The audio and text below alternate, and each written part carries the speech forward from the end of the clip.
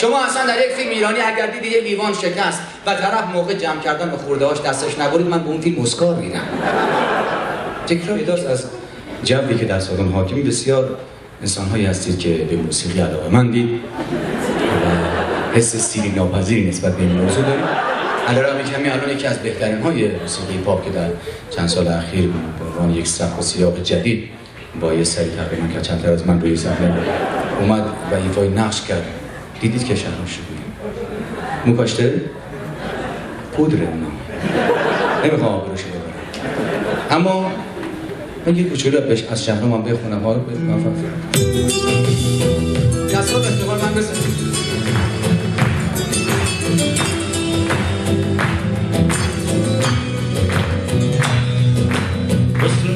که میگم عشق لیلی مجنون حالا باید دیگه لیلی شده مجنون مجنون سرم اومده شده آبای مجنون فرسوه دندگیش گریه لیلی رو بیمونه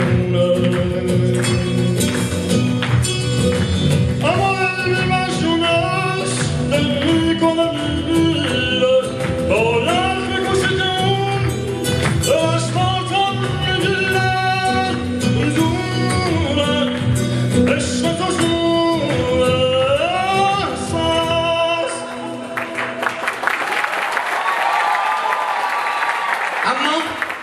از این لحظه به بعد شما این که به من میگید عاشق من بمونی منو تنها نذار.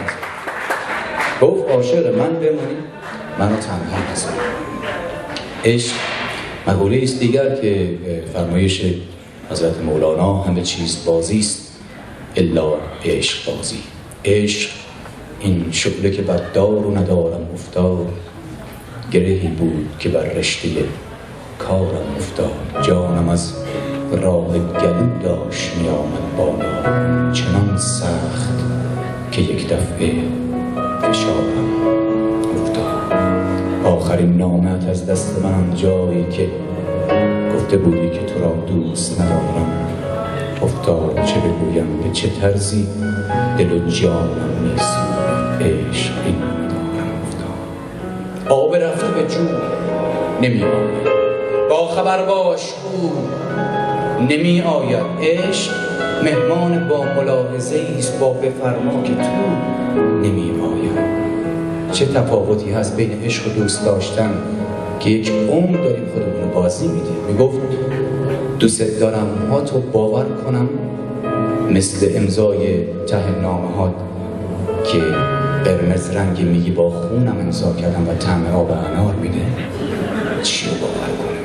دلی که واسه همه میلرزه، اون دلی که دل ژله است.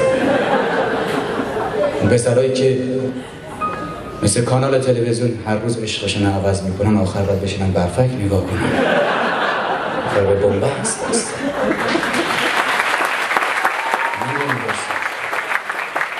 شرکت شیر بلا اعلام کرده اخیراً اون پسرایی که دل دخترها رو میشکنن من شیرم و حلالشون نمیکنم. با هیچ عشقی تو دنیا مثل عشق اولی.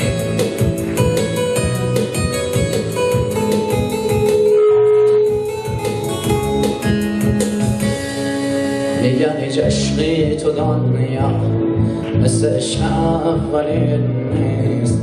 میگذره یه عمری اما از خیالت رفتنیست.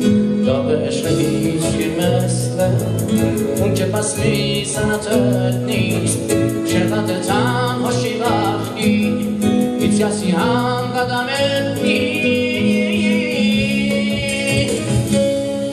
چقدر سخته بدونی اون که میخواش نمیمونه، که دلش جای دیگه است و همه وجودش مانه. چقدر برای اون که جون میدی غریبه باشی، بگی میخوام با تو باشم، بگی میخوام که نباشی. میگن عشقی تو دنیا مثل عشق اولی نیست. تفاوت هست بین عشق و دوست داشتن که چرا عشق انسان رو داغ میکنه و دوست داشتن انسان رو پخته میکنه. هر داغی یه روزی سرد میشه، اما هیچ پخته دیگه هرگز خام نمیشه. برای اون کسی که واقعا از صمیم قلب دوستش داره دستش